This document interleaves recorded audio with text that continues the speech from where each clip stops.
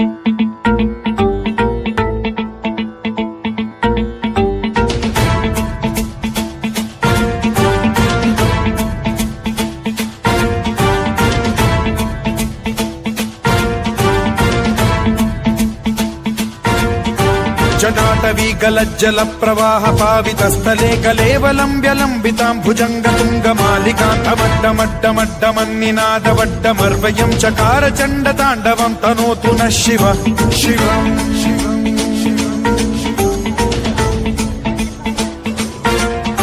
जटाकटाह सम्भ्रम भ्रम निलिम्ब निर्झरी विलोल वीचि वल्लरी विराजमान मूर्धनि धगद्धगद्धगज्ज्वलल्ललाट पट्ट पावके किशोर चन्द्रशेखरे रतिः प्रतिक्षणम् मम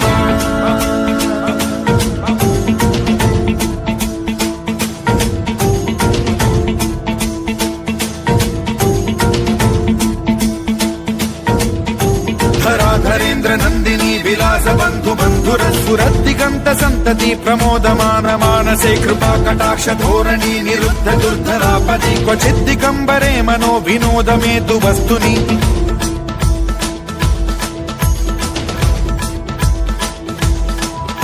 जटाभुजंग पिंगल स्फुरत् प्रणामणि प्रभा कदम्ब कुङ्कुमद्रव प्रलिप्त दिग्वधूमुखे मदान्द सिन्धुर स्फुरत्वगुत्तरीय मेदुरे मनो विनोदमद्भुतं बिभर्तु भूत भर्तरि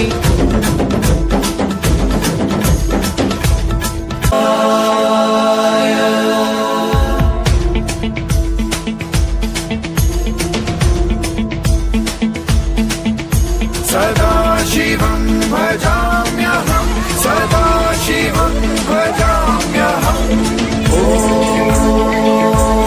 नमः शिवाय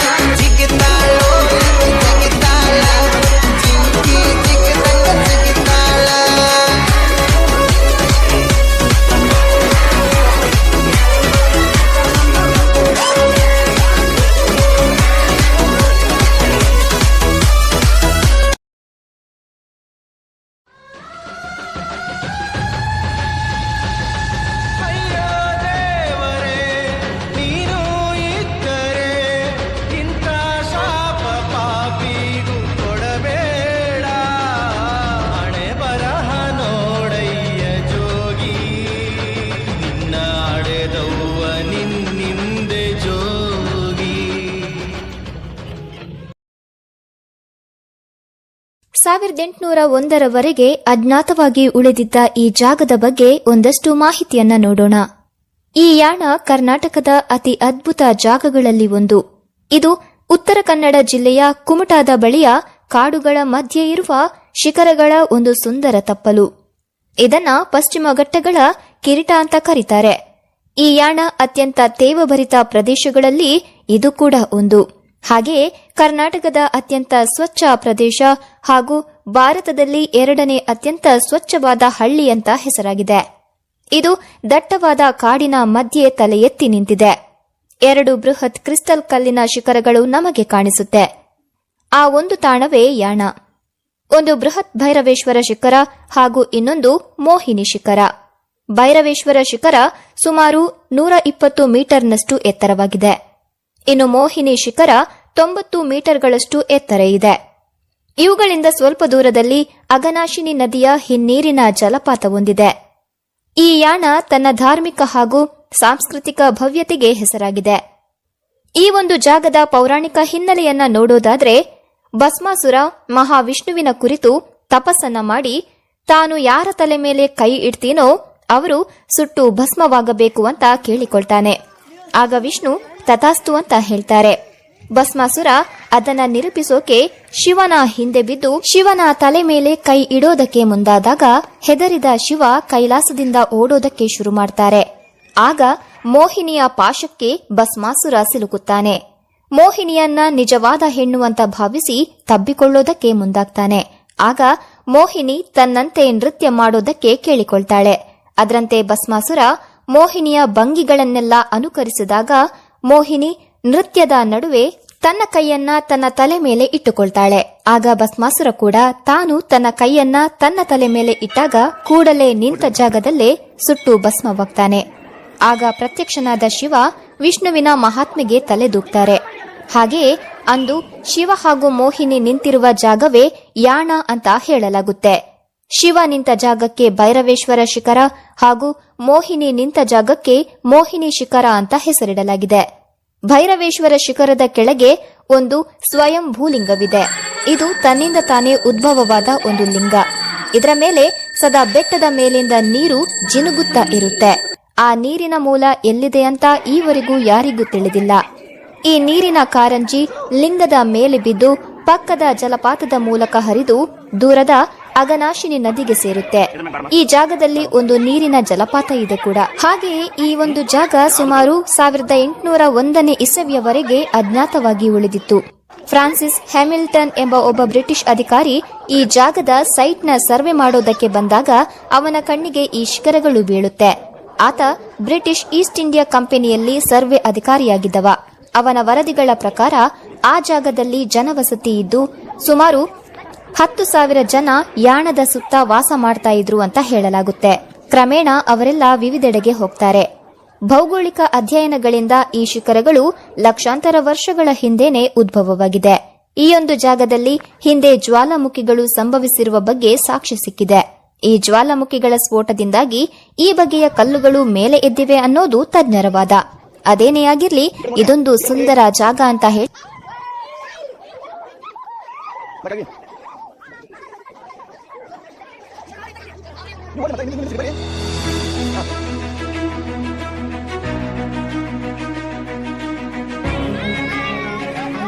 ಆಯ್ತು ಆಯ್ತು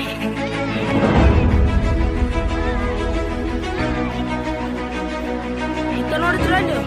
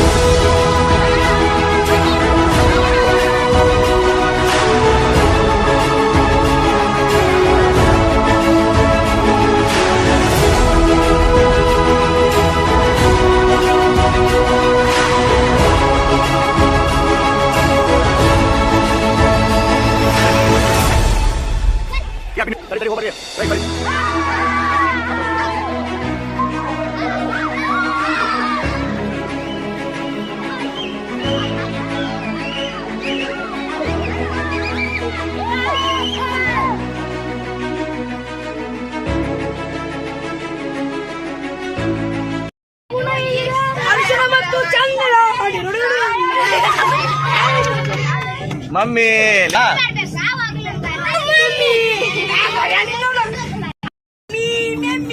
ನಿನ್ನೊಮ್ಮೆ ನೋಡಿದರೆ ಭಾಗ ಬೆಳಗುತ್ತೆ ಭಾಗ್ಯ ಬೆಳಗುತ್ತೆ ಅರಿಶಿಣ ಮತ್ತು ಚಂದನ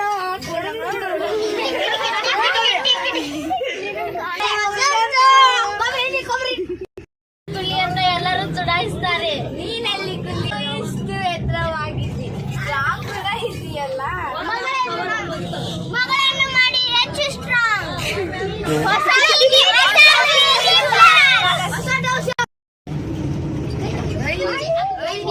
ಬೆನ್ನು ಸುಂಕಿಗೆ ಲೈಫ್ ಬಾಯ್ ಯೂಸ್ ಮಾಡು, ಬೇಗ ಮಾಡುತ್ತೆ. ಲೈಫ್ ಬಾಯ್ ಲೈಫ್ ಬಾಯ್ ಲೈಫ್ ಬಾಯ್ ಸೈಹಿ ಸೈಹ ಸೈಹಿ ಬರಪ್ಪ.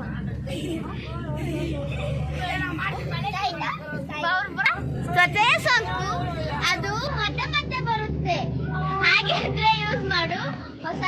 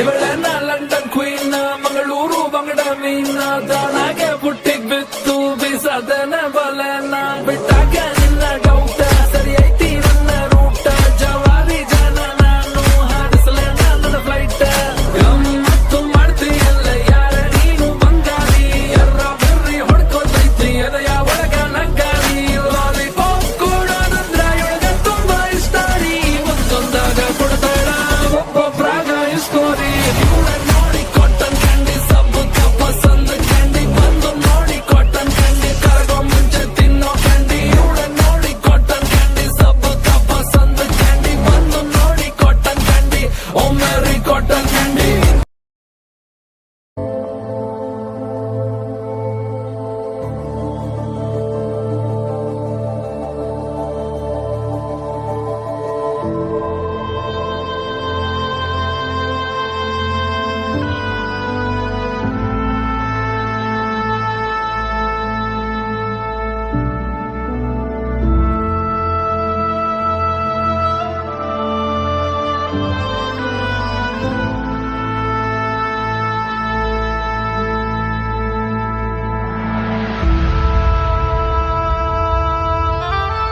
ಆಗಿತ್ತಂದ್ರೆ